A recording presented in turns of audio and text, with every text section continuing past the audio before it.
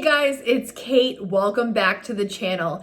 I get these awesome emails from the Dave Ramsey team every so often, and you guys know I'm always on the lookout for things that I think you will find useful. This email is called 15 Budget Tips for Your Daily Life. Since I do many of them, I thought I would just go through it with you, and I'll also point out the ones that I don't do. But you guys know budgeting has completely changed my life. I love budgeting, love it. It has allowed me to save money over time. It has allowed me to not be in debt except for my house. Number one is budget to zero before the month begins. I do this literally every single month. And let me just read what it says so that it's a better explanation. This means before the month even starts, you're making a plan and giving every dollar a name. I use the app Everydollar, but you could also use pen and paper. It's called a zero-based budget. Now, that doesn't mean you have $0 in your bank account. It just means your income minus all your expenses equals zero. This one has been a super game changer for me because I used to make a budget like, oh, mortgage is this amount, car is this amount, cell phone is this amount, but I didn't budget to zero. This is telling every single dollar where to go, including in savings. So people are like, well, what do you have left? Nothing, but not really. You've just put it somewhere. If you wanna know my budgeting process, I'll leave it on the end screen. If you've never created a budget before, it's creating your first budget that actually works, and I think it will be super helpful. Number two is do the budget together. I do not have a significant other, so it's just me, but if you do have a partner, spouse, anybody that you budget with, it says, sit down once a month and have a family budgeting night. Make it fun, grab some of your favorite snacks, and put on a good playlist to help you focus. If you have a person that you're budgeting with, I think that sounds fun in theory, sitting down, making like a date of it kind of, and making it not be something you dread. If you're single, find someone who can act as your accountability partner and help you stick to your goals. I don't need to do that because guess who I've got? All of you. And I share with you all the time. I think you guys are all my accountability partners, so check. Number three is remember that every month is different. This one was crucial in my budgeting awakening. Because again, I used to kind of think, okay, I've got everything planned out. But every month in my experience, and honestly, you guys, since I've started budgeting uniquely each month, a written budget that is unique every single month, it has changed my life. It says, some months you'll have a budget for things like back to school supplies or routine car maintenance. Other months you'll be saving for things like vacations, birthdays, and special occasions. Regardless of the occasion, make sure you prepare for those expenses in the budget. Keep those special occasions from sneaking up on you by pulling out your calendar while you're creating your budget. Hint, Christmas is in December this year, you guys. And that's always the joke in the community. Did you know Christmas is December 25th this year? We all know this, but some people haven't gotten into the routine of planning yet. And when you got that budget and you're doing everything uniquely each month, to me, it has been life-changing. It also notes, be sure to adjust your budget each month as things change. Make a savings fund you can stash cash in throughout the year. When you don't have a plan, you're going to be stressed, and that takes all the fun out of giving and celebrating, and no one wants that. Number four says start with the most important categories first. So for them, they say giving and savings are at the top of the list, and then comes the four walls. Dave Ramsey refers to the four walls as food, utilities, shelter, and transportation. Once your true necessities are taken care of, you can fill in the rest of the categories in your budget. Okay, so my order of categories is savings, household, giving, and lifestyle. I have an entire video on this that I will also leave at the end of this video. I'm gonna leave you 2 videos at the end of this video, so don't worry about clicking over right now. At the very end, I'm gonna put them both up for you that are the perfect next video after this one. For me, you've got to know the household budget, and that's all the necessities. Definitely savings is crucial. Giving is so important. And the lifestyle is the fun, and that will all be explained in those videos when you get to the end of this video. Number 5 is pay off debt. If you are in the process of paying off debt, or you're not in the process yet and you want to be, I highly recommend Dave Ramsey's 7 Baby Steps. It is a great place to start. It says, if you have debt, paying it off needs to be top priority, which I also agree with.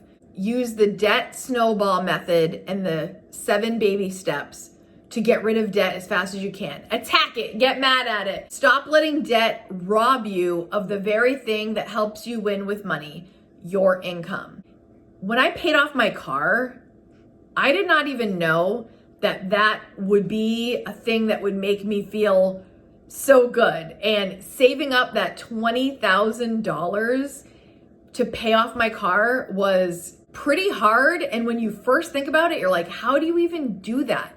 Because it takes time, and it takes, just some discipline. But really, once you get into the habit of budgeting, it got easier and easier, and it will be for you too. I was out of debt completely for a bit because I was renting, and then I bought my house, so now I'm back in debt. It's my only debt that I have, which for me is fully worth it. But when you have no other debts, you don't owe anybody else money but your house, and that's like your final thing that you're working on, it takes a lot of pressure off. Number 6, don't be afraid to trim the budget.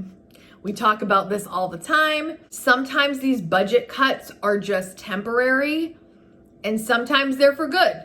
You might cut something and eventually you're like, you know what? I don't even need that anymore. I don't even know why I was spending money on it in the first place. Number 7, it says make a schedule and stick to it. While you're making a budget part of your monthly routine, why not pick specific dates for other expenses? You could set up auto drafts out of your checking account to pay your bills, or you could buy your groceries on a set day every week or twice a month. When you know what to expect and when to expect it, you take a lot of stress and potential problems out of the picture. I totally agree. So for me, I auto draft literally everything. There's nothing that I write physical checks for every month anymore, ever. It's all auto pay. And the thing about the grocery shopping, heck yes. I don't grocery shop on Sundays. I don't shop basically at all on Sundays. I have a no spend Sunday every single Sunday. So Sundays wouldn't be my day. But my favorite grocery days, okay, first of all, never on a Friday night. I will not walk into a store on a Friday night. I've done it by accident several times and I regret it every time. So Friday nights, out. But I like to go grocery shopping on either Monday or Tuesday. That's kind of the flow I've gotten into. But if you're not into a weekly routine yet for groceries, sometimes it helps. And I also recommend, if you're doing that, to batch your errands and try to do it all at the same time. Like if you go grocery shopping, you go get gas that day. If you go grocery shopping, you go to the bank. Kind of like batch it all together, save money on gas, and knock it all out at the same time. Number 8 is track your progress. It's important to check your progress from time to time. If you're married, get together and talk about goals. If not, find someone to check in with. I'll check in with you guys. We got this. Talk about how budgeting is helping you move forward. Think about how you can tighten spending, or maybe even pick up extra income so you can get to those goals faster. And don't forget to celebrate the small wins. Tracking your progress is crucial, or else it'll kind of get long and you're like, what are we even doing this for? But tracking, watching your debt get paid off, watching your bank account grow, woohoo! It's exciting. Number 9 is create a buffer in your budget. Now, I don't know if I do it exactly the same way he's talking about, but you guys know I'm big on the budget buffer. I have videos on it. Just type in Kaden budget buffer and I will talk to you all about this. In this context, it says, put a small amount of money aside for unexpected expenses throughout the month. Label this as your miscellaneous category in your budget. That way, if something comes up, you can cover it without taking away money you've already put somewhere else. Keep track of expenses that frequently end up in this category. Eventually, you might even want to promote them to a permanent spot in your budget. For me, my buffer is I keep 1 to 3 months of expenses in my checking account so I never overdraft. And it's true. It's kind of like a miscellaneous sinking fund, if you will. I don't do sinking funds per se, but it kind of is like a sinking fund because I can use that money for whatever I need. It's the buffer, baby. The budget buffer. Please type that in, Kaden budget buffer, so you can get more on that. Number 10 is cut up your credit cards. Now, you guys know I don't do that, and I actually never have. But let me read what it says. If you're really committed to sticking to a budget and getting out of debt, you need to ditch those credit cards for good. Stop using them, cut them up, shred them, or even make a craft project out of them. Whatever you do, get them out of your life. Having no credit card debt means no more minimum payments to add to your budget, zero hassles with fees or high interest rates, and much less stress and worry. Stick to using your debit card and even cash and dump those credit cards like your 9th grade fling. You know what the great thing about debit card is? The money comes straight out of your bank account. There's no middleman charging you 15% interest. Now, I am a debit card girl for the most part. I do have some credit cards where I rack up some reward points. But if I were in debt and I had many credit cards with debt, this might be a solution for you to not use credit cards at all, or temporarily not use them until you've gotten into a routine of paying them off. The only credit cards I have are the ones that I pay off every single month, but I love a debit card and I love digital. The talking about the cash thing, I don't know if they talk about this later, I can't remember, but I have the opposite thoughts with cash. I know the cash system works for so many people. I spend cash way easier than the swipe because the swipe is recorded. I am accountable, and that's just how I feel. I know I'm weird in that regard. Cash doesn't hurt me at all to fork over. In fact, it feels like I'm like sneaking it for some reason. I don't know. Cash is way easier for me to spend than the swipe with the accountability of the record of it. It's all in writing. And that, to me, is more accountability than the cash that, what if I lose the receipt? What did I spend the money on? I don't know, that freaks me out. Number 11, it says use cash for certain budget categories that trip you up. If you're constantly overspending on your grocery budget, which is a big one, you guys, or fun money, cash out those categories and use the envelope system. I'm not going to talk about this much because I don't do it. I don't practice it, but that is an option. If that's something you're interested in, you can just type in cash envelope system. It's all over YouTube. So many people believe in it. I am not one of those people. I don't practice that, but it is an option. Number 12, woohoo! Try an online budget tool. Everydollar has changed my life. It is, in my opinion, without a doubt, the easiest budgeting online system. I love it so much. It's so user-friendly to me. It feels like pen and paper, but just on the screen, so everything's recorded. Love it. It is the best. I'm just gonna stop right there because honestly, it's awesome.